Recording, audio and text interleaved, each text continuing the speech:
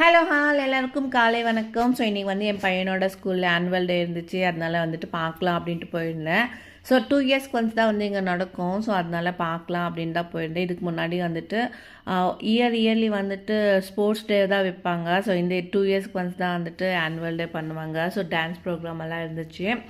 நிறைய பசங்க வந்து டான்ஸ் ஆடுறாங்க அப்படின்னு சொல்லியிருந்தேன் என் பையன். சரி அதனால் போய் பார்க்கலாம் அப்படின்ட்டு ஃபுல் ஸ்கூலே வந்து அதில் ஜாயின் பண்ணியிருக்கணும். ஸோ எந்த பசங்களும் வந்து இல்லை அப்படின்னு சொல்லக்கூடாது. எல்லா ஸ்கூலும் எல்லா கிளாஸ் பசங்களும் அங்கே வந்து டான்ஸ் ப்ரோக்ராமில் வந்து பார்ட்டிசிபேட் பண்ணணும் அப்படின்ட்டு. அதனால சின்ன அந்த யூகேஜிலேருந்து எல்கேஜி யூகேஜிலேருந்தே வந்துட்டு பசங்க டான்ஸ் பண்ணுறாங்க. ஸோ அது போய் பார்க்கலாம் அப்படின்ட்டு ஆசையாக இருந்துச்சு. அதனால் போயிட்டு பார்த்தேன். கரெக்டாக 5 o'clock ஸ்டார்ட் ஆச்சு. 11 o'clock வரைக்கும் டான்ஸ் ப்ரோக்ராம் போயிட்டு இருந்துச்சு. எனக்கு வந்து என்ன சொல்கிறதுனே தெரியல. அவ்வளோ நேரம் உட்காந்து பாப்பாவுக்கு வந்து காது வழியாக வந்துடுச்சு. ஸோ அங்கே டான்ஸ் போட்டு ஆடிட்டு இருந்தால் எங்கள் பாப்பாவும் டான்ஸ் ஆடிட்டுருக்கா சைடில். நானும் டான்ஸ் ஆடுவேன் அப்படின்ட்டு. ஸோ தம்பி இது வந்து புலி டான்ஸ் இருந்துச்சு. ஸோ இது கர்நாடகா எல்லா ஸ்டேட்டுதுமே வந்துட்டு டான்ஸ் இருக்குது. அதில் வந்து தமிழ்நாடு இருந்துச்சு. ஸோ சூப்பராக இருந்துச்சு. அது வந்து மியூசிக் மட்டும்தான் போட்டிருந்தாங்க, பாட்டு வந்து போடலை.